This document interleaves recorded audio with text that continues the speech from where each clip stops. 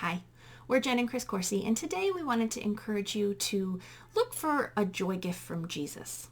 You know, one of the many things I like about Jesus is that he's always available and he's with us and we can interact with him day or night. And so our focus today is inviting Immanuel to show you what joy gift that he has for you. What is on his mind that he would like you to notice today? We've been talking a lot about Jesus' peace, which is so necessary for these uncertain and troubling times. But I think he wants us to go further than that. I think he doesn't want us to just have his peace. He wants us to experience joy in the midst of this, joy with him, joy in our circumstances, to find things that we can still be glad and thankful for in the midst of that. You know what? And this is really cool because your brain's an amplifier, right? So anything you focus on is going to have a really good effect on your brain or a really poor effect. And right now we have a lot of things demanding our attention, which are upsetting.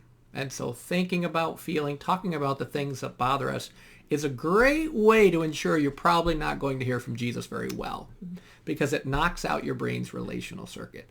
However, when you warm up with some of God's gifts, thinking about the good things, being thankful, what that does is it puts you in a really good space to then interact with the living God. He's always with us. We just don't always notice the burning bush that's right next to us.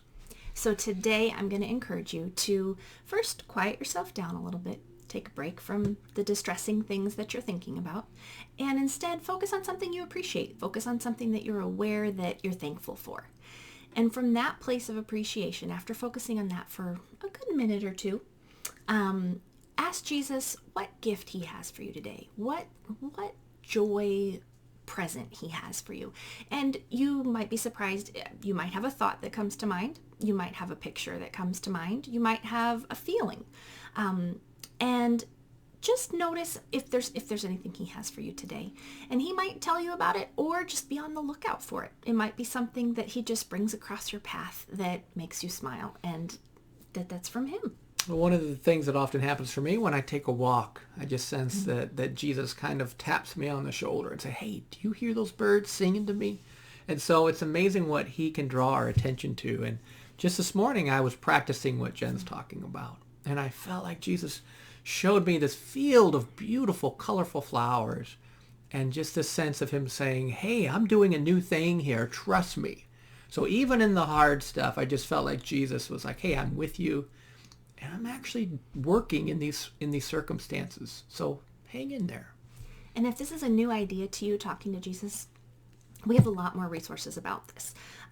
On the Thrive Today under resources, there's the blog.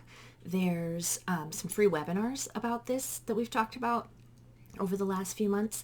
And we have an online practice community event coming up April 18th with Amy Brown.